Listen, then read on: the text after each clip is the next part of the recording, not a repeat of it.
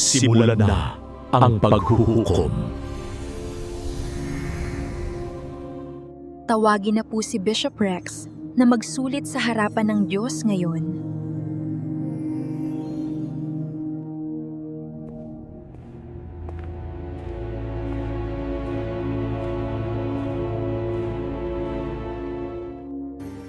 Panginoon, handa na po akong magsulit sa inyong harapan ngayon. Bishop Rex, ano ang aking dahilan para papasukin kita sa aking langit? Panginoon, naglingkod ako sa inyo. Ibinigay ko ang oras ko, lakas ko, at buhay ko sa inyo. Marami akong pinangaralan. Marami akong dinala sa simbahan. Hindi ko sinayang ang pagkakataon. Siyempre, alam ko ang iyong paglilingkod, Bishop Rex. Alam ko yun. Kung gayon, alam ninyo na ako'y naging tapat. Na ginawa ko ang aking bahagi para mabigyan ko kayo ng kaluguran. Ginawa mo ang iyong bahagi. Ngunit kaninong bahagi ang inaasahan mong tutupad sa iyo? Hindi ba mahalaga ang gawa, mabuhay ng banal? Hindi ba't sinabi ninyong magbunga ang pananampalataya at ako ay nagbunga? Oo, ang tunay na pananampalataya ay nagbubunga. Ngunit paano mo nasabi na ang bunga ang siyang ugat? Sinabi ko ba sa aking salita na ang kaligtasan ay nasa bunga, nasa gawa? Pero patay ang pananampalataya na walang gawa. Yan ang itinuro ko. Iyan ang sinabi nyo.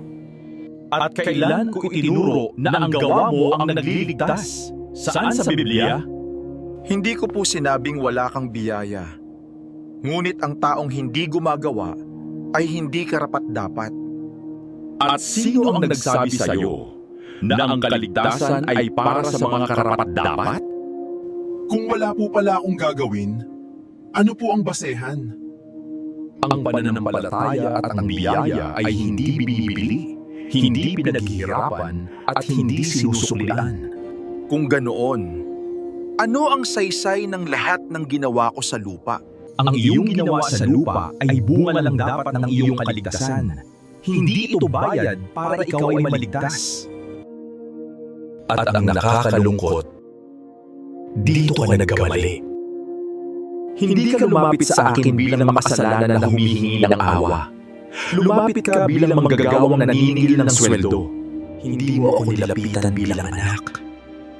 Nilapitan mo ako bilang empleyado. Hindi po yun ang intensyon ko.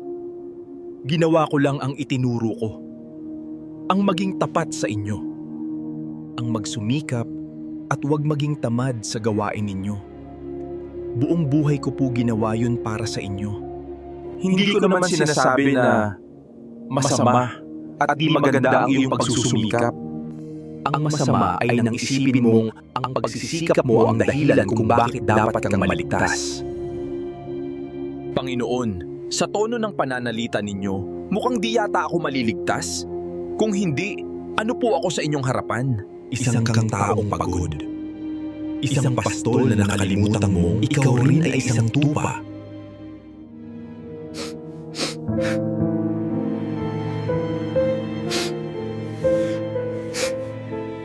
Kung hindi po ako kumilos, kung hindi po ako naglingkod, paano ko po maipapakita ang pananampalataya? Sa pagtitiwala sa aking ginawa, sa aking tinapos sa krus. At yun ang hindi mo nakita.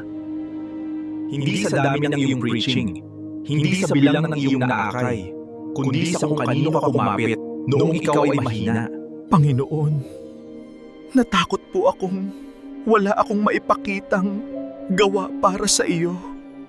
At natakot kang maging makasalanang humihingi ng awa. At mas pinili mong maging manggagawang nanghihingi ng sahod. Ang biyaya ay hindi gantimpala. Ito ay regalo. At ang regalo ay tinatanggap, hindi pinatutunayan. Panginoon, ligtas po ba ako? Gabriel, buksan ang aklat ng buhay. Wala po ang kanyang pangalan dito, Panginoon.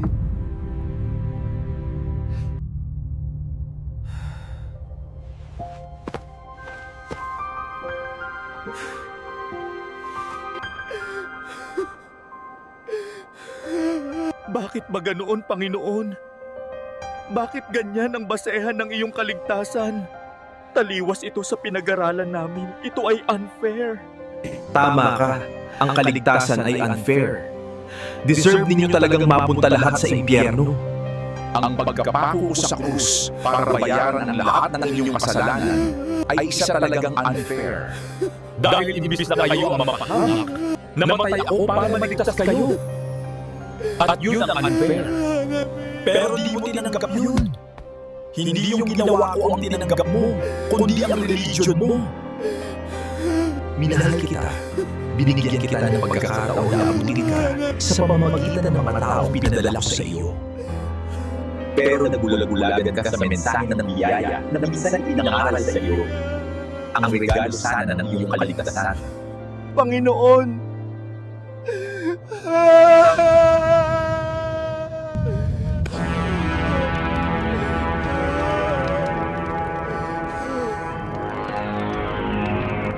Subalit malaking mga kasasapitan ng mga duwag, mga taksil, mga nagpapasasa sa kasuklam-suklam na kahalayan, mga mapakiapid, mga mangkukulam, mga sumasamba sa Diyos-Diyusan at lahat ng sinungaling. Sila'y bubulid sa lawa na naglalagablab na asupre na siyang pangalawang kamatayan.